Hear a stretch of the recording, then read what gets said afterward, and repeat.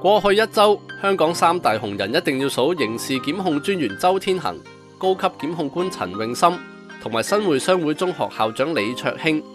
佢哋廣受關注，因為被揭發作出失德行為。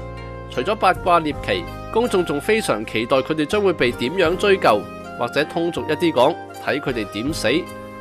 近日網絡上已經有唔少人從公共行政、公關嘅角度評價事件，可取之處都有唔少。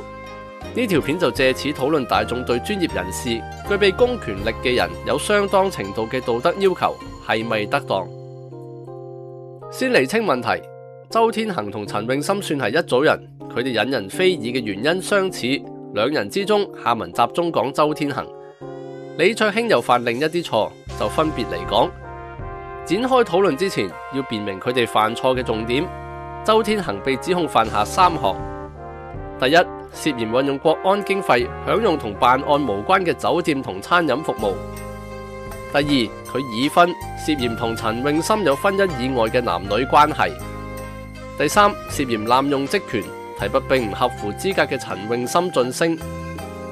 由於指控非常仔細，加上律政司長林定國發表嘅聲明，都只係話查明一切之後，確信上述指控毫無根據，而唔係確定，令公眾合理推測指控屬實。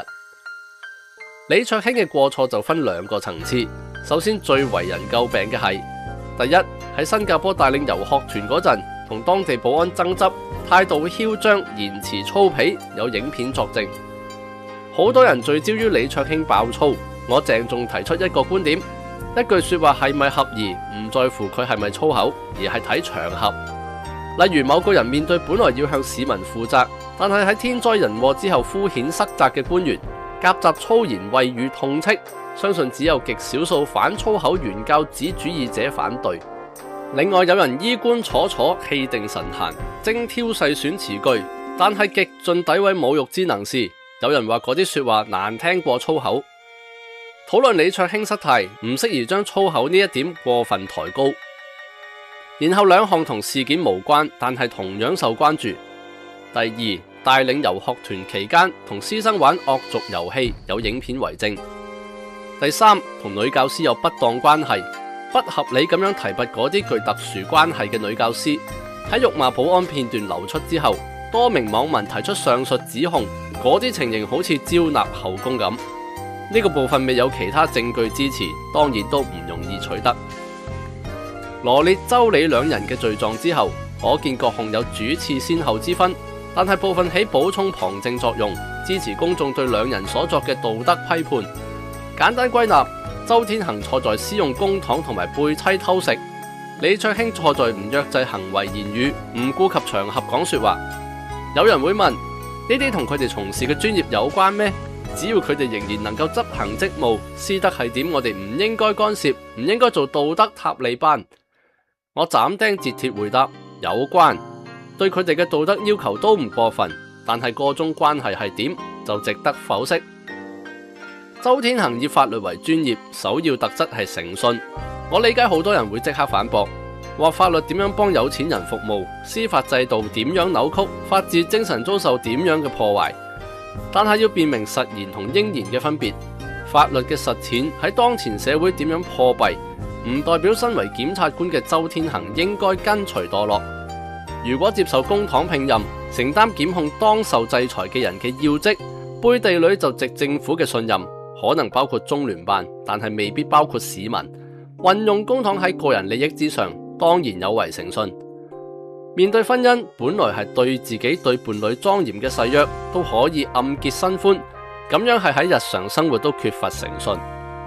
就咁睇嚟，周天行喺職務上、個人生活上都行偷偷摸摸嘅事，公眾可以相信佢以乜嘢法律原則嚟執行職務呢？李卓興係校長，亦係教師，教育行業涉及嘅範圍好廣，因為對象係一個個學生。佢哋係活生生充滿可塑未來，但有可能受老師影響嘅人。教育嘅性質又包括身教同言教，甚至有人話身教重於言教。人嘅行事為人基於素養，本來修養差劣嘅人，好難每時每刻扮演垂範後輩嘅言師，亦即係有諸內形諸外嘅道理。試想像學生目睹校長遇上唔順己意嘅事，就耀武揚威跑喺前頭，頤指氣使，喺職場亂搞關係，連番作聲喺校長室團團轉嘅女老師，學咗啲乜嘢呢？